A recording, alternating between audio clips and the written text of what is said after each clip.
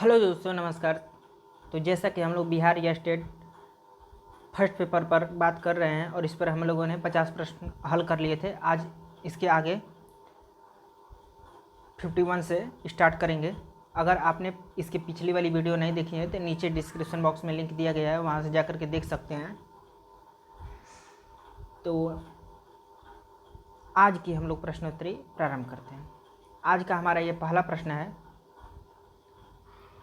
कि निम्नलिखित विकल्पों में से उस विकल्प का चयन कीजिए जो दिए गए समस्त पद के सही बहुव्रीहि समास का विकल्प है। मुरलीधर, मुरली को धारण करने वाला, मुरली का धार, मुरली का धर, मुरली से धारण, मुरली और धारक। सही उत्तर का आप लोग चयन करें।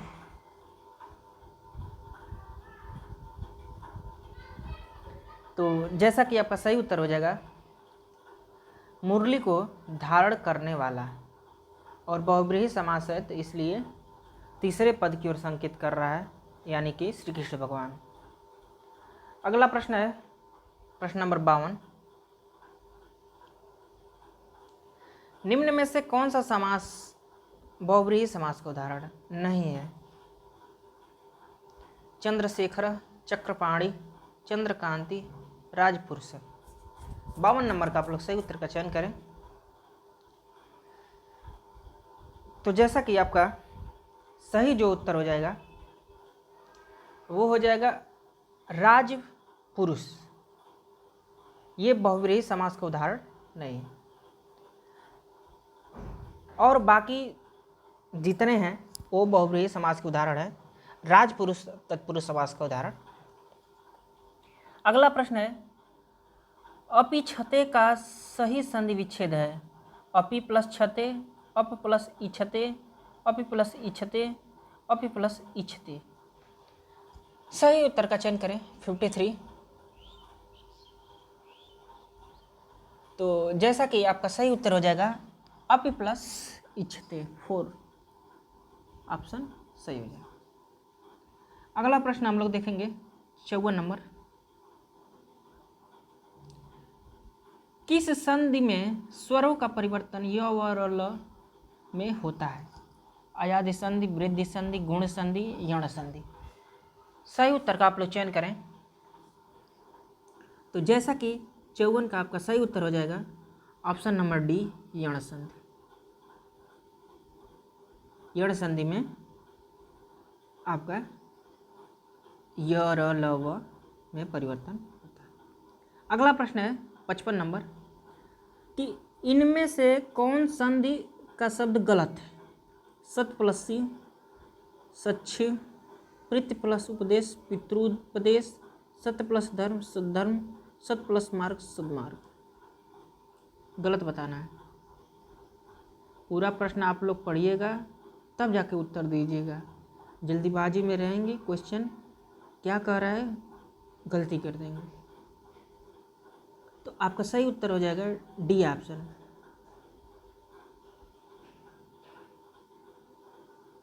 सद्मार्ग। संधि सब गलत है जबकि अन्य सभी सही है। सद्मार्ग नहीं होता है, ठीक है,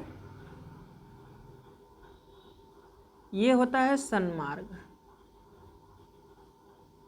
आप लोग देखे भी होंगे, सन्मार्ग होता है और इसमें जो है आपकी व्यंजन संधि हो जाएगी। ओके। अगला प्रश्न 56 नंबर। संधि विच्छेद वाला विकल्प पहचानना है। दिगंबर, दिग प्लस अंबर, दिग प्लस अंबर, दिगम प्लस वर, दिंग प्लस वर।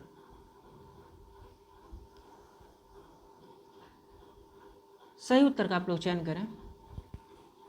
तो आपका सही उत्तर हो जाएगा दिक प्लस अंबर, दिगंबर।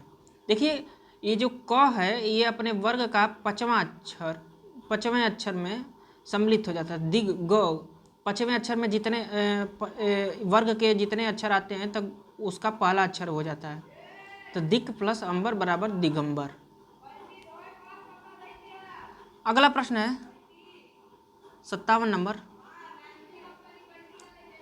नीचे दिए गए शब्दों का सही संधि वाला विकल्प पहचान करना है। महाधन उर्मी, महाउर्मी, महोर्मी, महार्मी, महार्मी। 57 नंबर का आप लोग सही उत्तर का चयन करें तो ये हो जाएगा महोर्मी, बी ऑप्शन सही हो जाएगा।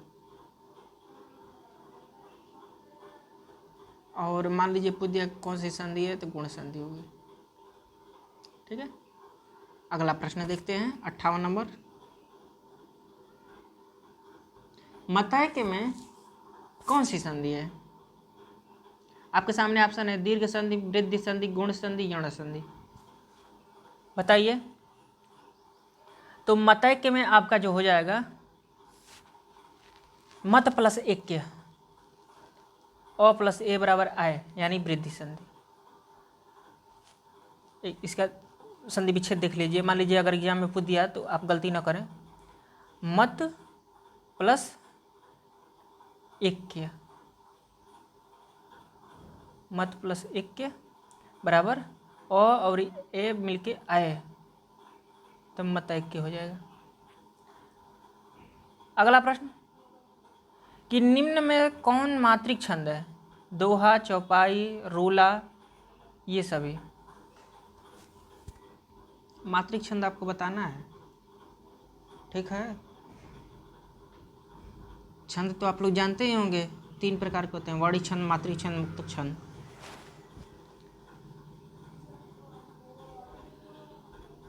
तो आपका सही उत्तर हो जाएगा सभी मात्रिक छंद।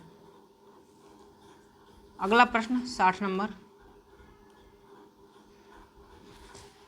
इनमें से कौन सी छंद शास्त्र की प्रथम पुस्तक है? काव्य प्रकाश, छंद सूत्र, रसिक प्रिया, छंद प्रकाश, छंद प्रभाकर।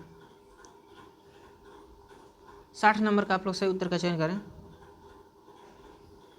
तो आपका सही उत्तर होएगा बी ऑप्शन, छंद सूत्र, जिसको कि पिंगल जी ने लिखा है, आचार्य पिंगल।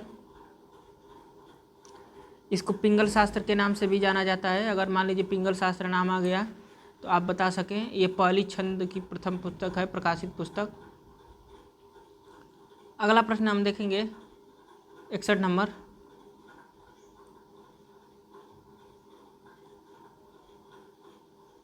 हम जो कुछ देख रहे हैं सुंदर है, सत्य नहीं। यह दृश्य जगत भासित है, बिन कर्म शिवत्व नहीं। उपयुक्त काव्य पंक्तियों में निम्नलिखित में से कौन सा छंद है? आपको बताना है कौन सा छंद है।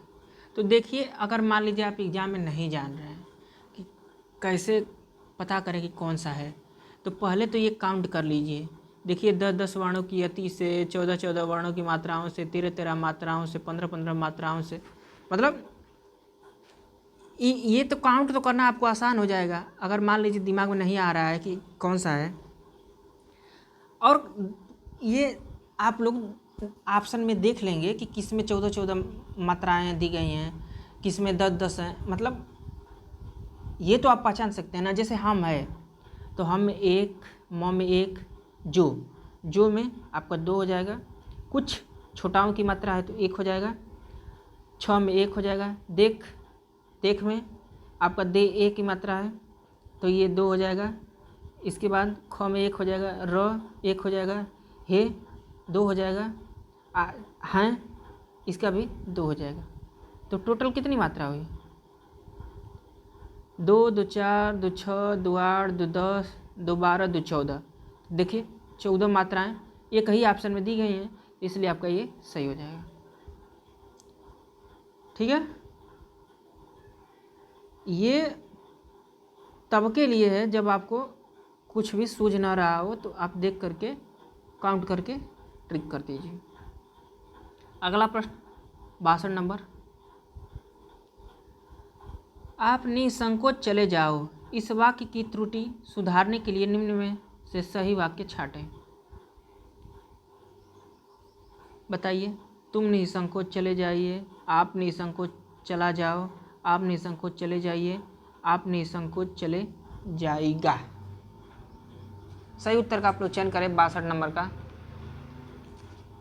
तो जैसा कि हम आशा करते हैं कि आप एकदम पकड़ लिए होंगे सही उत्तर, आप निसंकोच चले जाइए। ओके, अगला प्रश्न 63 नंबर। 63 नंबर है कि निम्नलिखित में से एक वाक्य अशुद्ध है, इसी को पता करना है। हम लोग आपका आभार मानते हैं, तुमने उसे बैठने को क्यों नहीं कहा, अगले शनिवार को शीला छुट्टी पर रहेगी, वह कमरे में जाकर सो गया है। तो अशुद्ध हो जाएगा आपका हम लोग आपका आभार मानते हैं, बाकी और सभी जो हैं वो शुद्ध है, क्योंकि हम जो है ये इसका शुद्ध जो हो जाएगा वो हो जाएगा कि हम आपका आभार मानते हैं। ठीक है, लोग हट जाएगा, शुद्ध रूप इसका यही होगा कि हम आपका आभार मानते हैं। अगला प्रश्न 64 नंबर कि उद्देश्य में कर्ता के साथ और क्या रहता है, कर्ता विस्तार, कर्ता पूरक, कर्ता विधेय, विधेय पूरक। 64 नंबर का आप लोग सही उत्तर का चयन करें। तो देखिए आपका 64 का सही उत्तर हो जाएगा ए ऑप्शन, कर्ता विस्तार। ठीक है, अगला प्रश्न देखेंगे 65 नंबर। निम्नलिखित में से वाक्य का प्रकार बताना है। आशीष तुम अपनी पढ़ाई करो, विस्मयादिबोधक, निषेधवाचक, आज्ञावाचक, विधिवाचक। जैसा कि आप लोग पढ़ करके ही तुरंत गेस कर लिए होंगे कि ये आज्ञावाचक है, आज्ञा दी जा रही कि आशीष तुम अपनी पढ़ाई करो। अगला प्रश्न है कि बादल घिर आए और बारिश होने लगी, रचना की दृष्टि से वाक्य है, सरल, आज्ञावाचक, निषेधवाचक, संयुक्त। तो देखिए बादल घिर आए एक वाक्य हो गया, बारिश होने लगी दो हो गया, और जोड़ दिया गया। तो जब ऐसी चीज़ें आपको दिखें तो आप तुरंत पकड़ लीजिए कि ये संयुक्त वाक्य है। अगला प्रश्न देखते हैं 67 नंबर। समास के पदों को अलग करने को क्या कहा जाता है, विच्छेद, बदलाव, विग्रह, विभक्ति। तो ये तो आप लोग जानते ही हैं कि समास में जो अलग चीज़ें की जाती हैं उसे विग्रह कहते हैं। अगला प्रश्न हम देखेंगे, निम्नलिखित में से किस समास में दोनों घटकों की प्रधानता होती है, यानी दोनों पद प्रधान होते हैं, बहुव्रीहि, अव्ययी भाव, द्वंद्व, तत्पुरुष। तो 68 का आपका सही उत्तर हो जाएगा द्वंद्व समास। द्वंद्व समास में दोनों पद प्रधान होते हैं। विशेषण और विशेष्य के योग से कौन सा समास बनता है, द्विगु, द्वंद्व, कर्मधारय, तत्पुरुष। इसको आप सभी लोग जानते होंगे कि विशेषण और विशेष्य के योग से जो समास बनता है वो आपका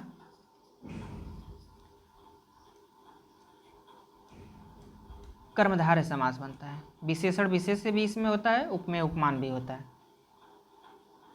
जैसे ऑप्शन में अगर बहुव्रीहि समास उदाहरण में न दिया रहे तो ज़्यादातर चांस रहता है कि कर्मधारय समास वहाँ पे हो जाएगा।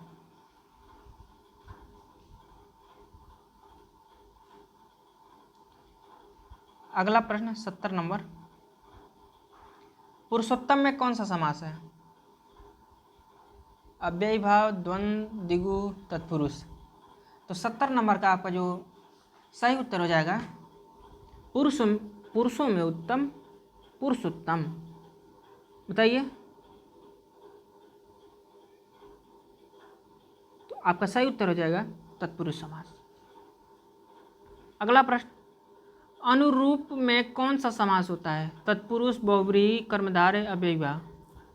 71 का आप लोग सही उत्तर का चयन करें। तो अनुरूप यानी रूप के अनुरूप, रूप के अनुसार। हाँ, तो इसमें आपका सही उत्तर हो जाएगा अव्ययी भाव समास। प्रथम पद अव्यय भी है और प्रधान भी है। अगला प्रश्न, कंफ्यूज मत होइए कि तत्पुरुष होगा ना, अव्ययी भाव ही होगा। 72 नंबर, देखिए अगर हमारी वीडियो आपको स्लो लग रही हो तो आपको बता दें कि 2x स्पीड पर इसको देख लीजिए, बेटर फील होगा आपको।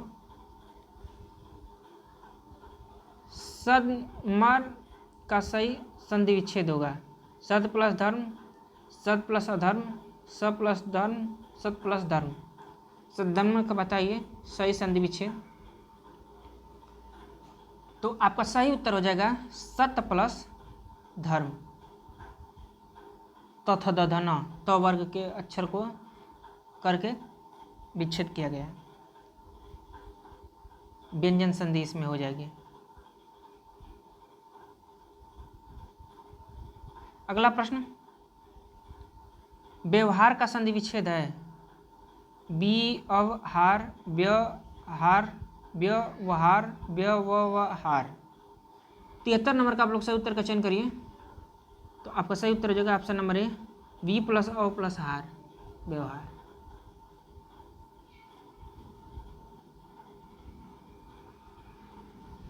अगला प्रश्न 74 नंबर, सुक्ति का सही संधि विच्छेद है सु प्लस उक्ति, सु प्लस उक्ति, सु प्लस ई, सु प्लस की। 74 नंबर का आपका सही उत्तर बताइए। तो आपका सही उत्तर हो जाएगा ऑप्शन नंबर 1, सु प्लस उक्ति। ठीक है, सुक्ति। अगला प्रश्न हम लोग देखेंगे, इनमें कौन सी संधि का गुण है? संधि निरर्थक अक्षरों को मिलाकर सार्थक शब्द बनाती है, संधि में समास होता है, संधि का अर्थ में अलगाव होता है, इनमें से कोई नहीं। 75 नंबर का आप लोग सही उत्तर का चयन करें। तो देखिए आपका जो सही उत्तर होगा इनमें से कोई नहीं। संधि जो है उस सार्थक शब्दों को मिला करके चलती है। ठीक है, आइए हम अगला प्रश्न देखते हैं। 76 नंबर, उचित शब्द चुनना है। कानून का रूप देने के लिए प्रस्तुत किया गया प्रस्ताव या मसौदा। प्रारूप, मसौदा, विधेयक, प्रश्नोत्तर। 76 नंबर का आप लोग सही उत्तर का चयन करें। तो 76 का आपका सही उत्तर हो जाएगा विधेयक। अगला प्रश्न 77 नंबर, किसी वस्तु को व्यवहार में लाना, इसका आशय किस शब्द से है? उपयोग, अनुपयोग, प्रयोग, सदुपयोग। तो किसी भी वस्तु को जब व्यवहार में लाया जाता है तो उसका हम लोग उपयोग करते हैं। अनुप्रयोग ये होता है कि जब किसी चीज़ को व्यवहार में न लाया जाए। अप्रयोग वो होता है कि जब किसी वस्तु की उपयोगिता की दृष्टि से उसकी जांच किया जाए कि ये कैसा है वो कैसा है, तो वो प्रयोग हो जाएगा। और सदुपयोग, किसी वस्तु का उचित उपयोग, सदुपयोग हो जाएगा। विजातीय शब्द का पहचान करना है, कॉफ़ी, चाय, दूध, भात। तो हम जानते हैं कि आपका सही उत्तर हो जाएगा डी ऑप्शन, भात। क्योंकि कॉफ़ी को पी जाती है, चाय पी जाती है, दूध पी जाता है, लेकिन भात खाया जाता है, ये विजातीय हो जाएगा। सभी पेय पदार्थ हैं और वो आपको खाद्य पदार्थ है। ठीक है, अगला प्रश्न 79 वाला, अनुरूपता का पालन करते हुए प्रश्न चिन्ह के स्थान पर बताए उपयुक्त का चयन करना है। अब आगे हम प्रश्न देखते हैं। जैसे शरीर, आत्मा, शब्द आपको बताना है। शरीर का संबंध आत्मा है तो शब्द का रचना, वर्तनी, अर्थ, स्वर। सही बताइए 79 का। तो आपका शब्द का अर्थ हो जाएगा।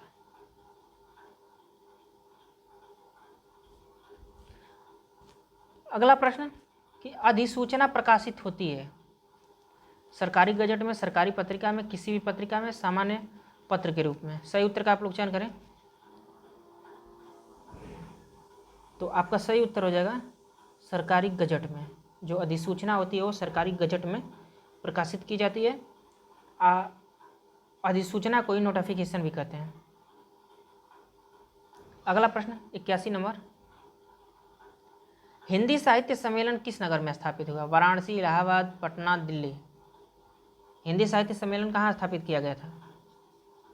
तो आपका सही उत्तर हो जाएगा इलाहाबाद, जो कि आजकल प्रयागराज के नाम से जाना जाता है। कब स्थापना की गई थी? तो 1910 में।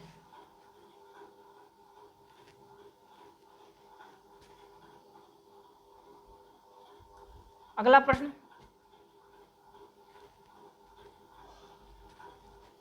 निम्नलिखित में से महिषूर शब्द का अर्थ है? पृथ्वी का रक्षक, महिषासुर, राक्षस, ब्राह्मण।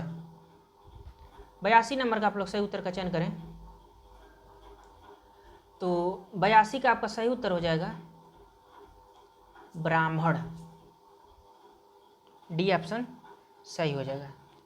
मैसूर का अर्थ होता है ब्राह्मण। अगला प्रश्न, अब बताना है कि अधिसूचना का अंग्रेजी अनुवाद क्या है। देखिए अभी हम लोग इसी पर बात किए हैं। 83 नंबर का आप लोग सही उत्तर का चयन करें। तो आपका सही उत्तर हो जाएगा नोटिफिकेशन। जो अधिसूचना है वो नोटिफिकेशन होती है। अगला प्रश्न, जो भाव मन में केवल अल्पकाल तक संचरण कर के चले जाते हैं उन्हें कहा जाता है? संचारी भाव, अनुभाव, अस्थायी भाव, विभाव। जो क्षणिक के लिए आते हैं वो क्या कहलाते हैं? तो 84 नंबर का आपका सही उत्तर हो जाएगा संचारी भाव। संचारी भावों की संख्या 33 होती है। 34वें संचारी भाव की कल्पना देव ने किया था, और वो जो कल्पना थी, वो जो संचारी भाव था वो छल था। ये चीज़ ध्यान दीजिए, पूछा जा सकता है परीक्षाओं में। अगला प्रश्न 85 नंबर, निम्नलिखित में से कौन सा भाववाची का उदाहरण है? मैंने पुस्तक पढ़ी, पुस्तक पढ़ी जाती है, आम खाया जाता है, धूप में चला नहीं जाता। 85 नंबर का आप लोग सही उत्तर का चयन करें। तो देखिए भाववाची पूछा है, तो भाववाची जो होगा आपका वो धूप में चला नहीं जाता है। 85 का आपका डी हो जाएगा।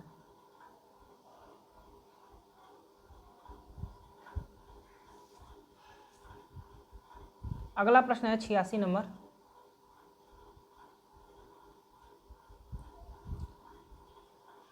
राम से पत्र लिखे गए किस वाच्य का उदाहरण है?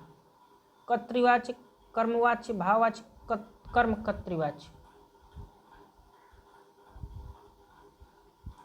86 नंबर का आपका जो सही उत्तर हो जाएगा बी ऑप्शन कर्मवाच्य।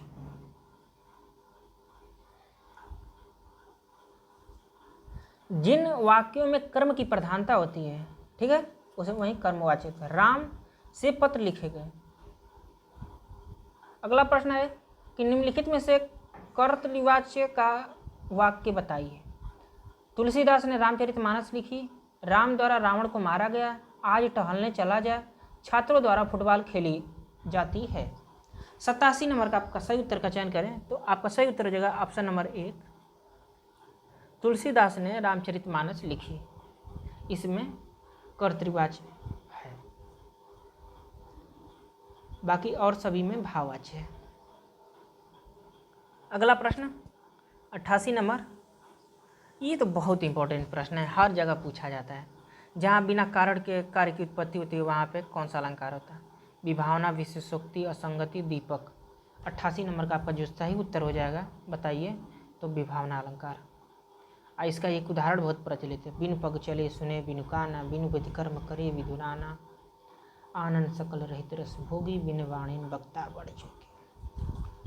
अगला प्रश्न है, पापी मनुज भी आज मुख से राम नाम निकालते, इस काव्य पंक्ति में कौन सा अलंकार है? विरोधाभास, दृष्टांत, विभावना, उदाहरण। 89 का आप लोग सही उत्तर का चयन करें। तो आपका सही उत्तर हो जाएगा विरोधाभास। इसमें विरोधाभास। अगला प्रश्न 90 नंबर, बांधा था विधि को किसने, इन काली जंजीरों से, मणि वाले फड़ियों का मुख क्यों भरा हुआ हीरों से। इन काव्य पंक्तियों में कौन सा अलंकार है? और आपके सामने देखिए ऑप्शन है अनुप्रास, लेस, यमक, अतिशयोक्ति। सही उत्तर का आप लोग चयन करें कि इनमें कौन सा अलंकार हो जाएगा 90 नंबर का। तो आपका सही उत्तर हो जाएगा डी ऑप्शन, अतिशयोक्ति अलंकार। ठीक है, बढ़ा चढ़ा के वर्णन किया गया है इसीलिए। अगला प्रश्न 91, जहां उपमेय में उपमान की समानता या संभावना व्यक्त की जाती है वहां पे कौन अलंकार होते हैं? उत्प्रेक्षा, उपमा, रूपक, संदेह। 91 का आपका सही उत्तर बताइए। तो आपका सही उत्तर हो जाएगा उत्प्रेक्षा अलंकार। और उत्प्रेक्षा अलंकार में देखिए पहचान करने के लिए कुछ वाचक शब्द दिए गए हैं। मानो, मनुमान, जानो, जन, जानो, जो, ये शब्द जब भी जाए कहीं भी आए तो वहाँ पे उत्प्रेक्षा अलंकार आप आंख मूंद करके ट्रिक कर सकते हैं। बसंत में नाचा बहुत मेरा मन मयूर, रेखांकित अंश में है कौन सा अलंकार है? यमक, उत्प्रेक्षा, रूपक, उपमा। 92 का आप लोग सही उत्तर का चयन करें। तो 92 का आपका जो सही उत्तर हो जाएगा सी ऑप्शन हो जाएगा, रूपक अलंकार। अगला प्रश्न 93 नंबर, बीती विभावरी जागरी, अंबर पनघट में डुबो रही, तारा घट उषा नागरी। उपयुक्त पंक्तियों में कौन सा अलंकार है? यमक, उत्प्रेक्षा, रूपक, उपमा। सही उत्तर का आप लोग चयन करें। और यदि हमारी वीडियो आपको अच्छी लग रही हो तो please like, share and subscribe अपने दोस्तों मित्रों को भी बताइए और सब्सक्राइब पर बढ़वाइए। 93 का आप लोग सही उत्तर का चयन करिए। तो आपका सही उत्तर हो जाएगा सी ऑप्शन, रूपक अलंकार। इसमें क्या है कि अंबर जो है उपमेय है, पनघट उपमान है, तारा भी उपमेय है, घट उपमान है, तो इसलिए इसमें अभेद आरोप किया गया है, तो ये रूपक अलंकार हो जाएगा। 94 नंबर, उपमा अलंकार में उप का अर्थ क्या है? ऊपर, बादल, समीप, तौलना। ये इंपॉर्टेंट प्रश्न है, ये तो पूछा ही जाएगा। तो आपका सही उत्तर हो जाएगा सी नंबर, समीप।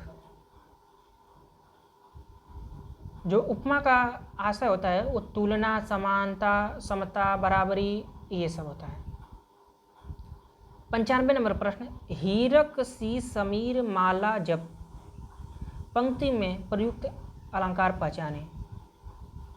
सी आ गया है, अनुप्रास, उपमा, उत्प्रेक्षा, यमक। सही उत्तर का आप लोग चयन करिए। तो जैसा कि आपका सही उत्तर हो जाएगा उपमा अलंकार। जब भी सा, ऐसा, जैसा, ज्यों, सरिस, सदृश, समान, ये सब वाचक शब्द आए तुरंत आप उपमा अलंकार पे पहुंच जाइए। अगला प्रश्न 96 नंबर, उपमा अलंकार क्या है? भिन्न पदार्थों का सादृश्य प्रतिपादन, एक ही पदार्थ का सादृश्य प्रतिपादन, प्रस्तुत व अप्रस्तुत दोनों का एक धर्म संबंध बताना, एक ही वस्तु का अनेक प्रकार से उल्लेख। तो 96 नंबर का आप लोग सही उत्तर का चयन करें। जैसा कि उपमा अलंकार क्या है आप लोग सभी लोग जानते ही होंगे, तो आपका सही उत्तर हो जाएगा ए ऑप्शन, भिन्न पदार्थों का सादृश्य प्रतिपादन जब होता है तो वहां पे उपमा होता है। अगला प्रश्न 97 नंबर, चारु चंद की चंचल किरणें खेल रही हैं जल थल में, कौन सा अलंकार है? यमक, उत्प्रेक्षा, अन्योक्ति, अनुप्रास। सही उत्तर का आप लोग चयन करें। तो आपका सही उत्तर हो जाएगा अनुप्रास अलंकार, क्योंकि आवृत्ति हुई है चौवर्ण की। अगला प्रश्न है कि अर्थालंकार की संख्या कितनी है? 45, 48, 50, 51। सही उत्तर का आप लोग चयन करें। देखिए वैसे अर्थालंकार तो बहुत हैं, लेकिन एक पार्टिकुलर वे में जो उनकी संख्या मानी जाती है वो 45 मानी जाती है।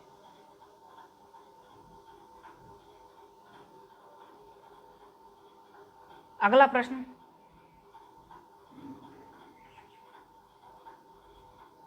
अलंकार का शाब्दिक अर्थ होता है वस्त्र, वर्ण, आभूषण, विशिष्ट। तो 99 का आपका सही उत्तर हो जाएगा आभूषण।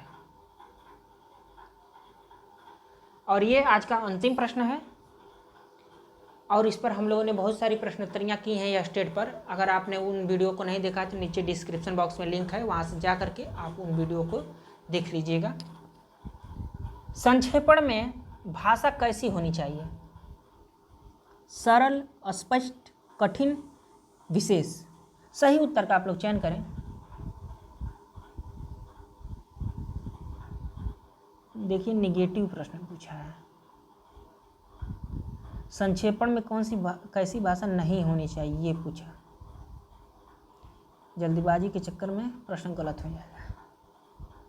आपको बताना है कि संक्षेपण में कौन नहीं होना चाहिए। तो 100 नंबर का आपका सही उत्तर हो जाएगा कठिन।